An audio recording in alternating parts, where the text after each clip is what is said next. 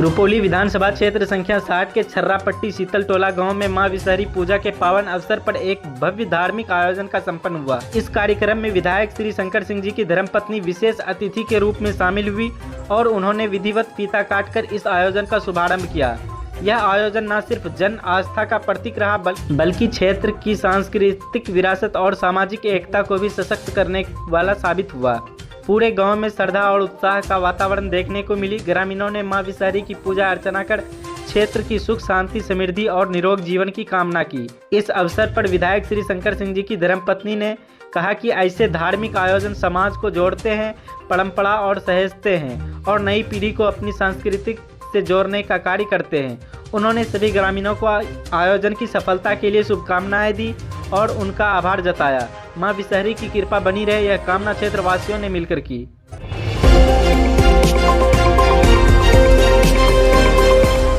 बिहार में आगामी विधानसभा चुनाव से पहले मतदान सूची के विशेष गहन पुनरीक्षण यानी SIR को लेकर सियासी घमासान चरम पर है। केंद्रीय मंत्री गिरिराज सिंह ने राहुल और तेजस्वी यादव पर आरोप लगाया कि वे SIR के बारे में झूठ फैला रहे हैं। उन्होंने कहा कि बिहार के मतदाता आगामी चुनाव में विपक्ष को आईना दिखाएंगे। दूसरी ओर कांग्रेस नेता राहुल गांधी ने चुनाव आयोग पर गंभीर सवाल उठाए। दावा किया कि SIR प्रक्रिया में गड़बड़ी हो रही है, यह लोकतंत्र के लिए खतरा है। तेजस्वी यादव ने भी नीतीश सरकार पर निशाना साधते हुए इसे वोट चोरी का साजिश बताया।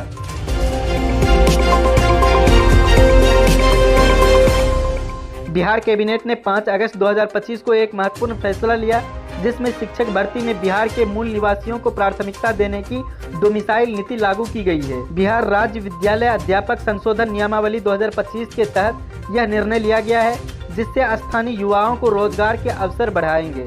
इस फैसले को नीतीश सरकार की चुनावी रणनीति का हिस्सा माना जा रहा है, जिसका लक्ष्य युवा वोटर को आकर्षित करना है। बिहार के कई जिले में बाढ़ और नदी कटाव के तबाही मचाई है।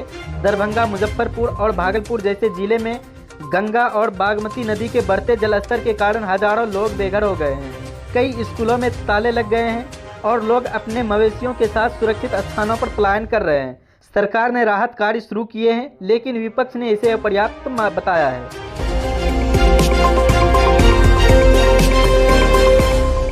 पटना मेट्रो परियोजना में तेजी लाने के लिए सरकार ने नई समय सीमा तय की है।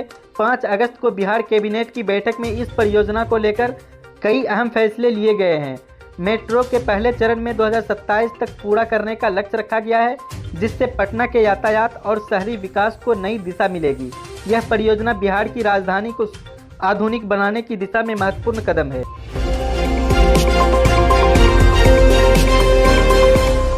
तेज प्रताप और VIP पार्टी के साथ गठबंधन। राष्ट्रीय जनता दल यानी राजद के नेता तेज प्रताप यादव ने 5 अगस्त को पटना में प्रेस कॉन्फ्रेंस कर अपनी राजनीतिक दिशा का ऐलान किया है। उन्होंने टीम तेज प्रताप के बैनर तले आगामी विधानसभा चुनाव लड़ने की विकासशील इंसान पार्टी यानी VIP के साथ गठबंधन की घोषणा की। तेज प्रताप ने कहा कि उनका लक्ष्य युवाओं के साथ सशक्त करना है और बिहार नई राजनीति की शुरुआत करना है।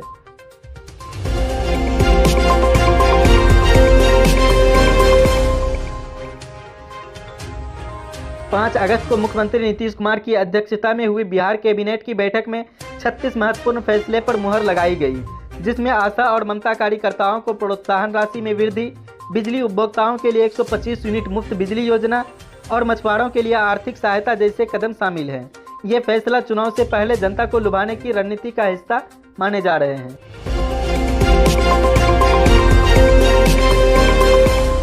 जमुई जिले में एक मजदूर टेनी मांझी के बैंक खाते में अचानक 10 खरब बोले तो 1 पे 36 रुपये दिखाई दिए, जिसमें सभी को चौंका दिया। मांझी जो पहले मुंबई और जयपुर में मजदूरी करता है, उन्होंने बताया कि यह आर्थिक तंगी से जूझ रहा है। यह राशि संभवतः साइबर ठगी का हिस्सा हो सकती है। पुलिस मामले की जांच कर रही है। मुंगेर जिले में जन्माष्टमी के अवसर पर 16 अगस्त को वंदे भारत एक्सप्रेस परिचालन शुरू होगा। जमालपुर जंक्शन से इस ट्रेन का केंद्रीय मंत्री ललन सिंह हरी झंडी दिखाएंगे। यह ट्रेन बिहार के रेल नेटवर्क को और मजबूत करेगी, जिससे स्थानीय लोग को बेहतर कनेक्टिविटी मिलेगी।